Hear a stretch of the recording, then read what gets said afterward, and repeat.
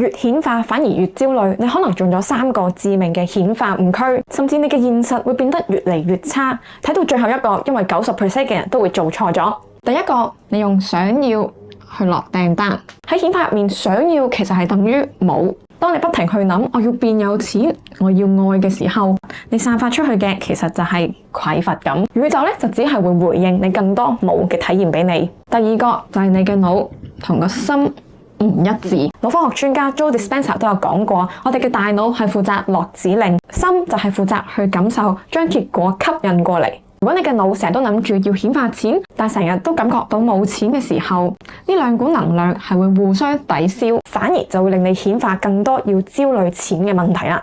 第三個就係零碎嘅練習，顯化就好似整蛋糕，今日做冥想，聽日又許下願，後日又做下感恩日記。如果你冇一個清晰嘅食譜，你係整唔到一個成品出嚟㗎。顯化就會唔成功。冇系統嘅顯化，其實你係浪費緊自己嘅時間，唔係顯化緊人生。顯化唔係靠運氣，其實佢係一套能量管理學。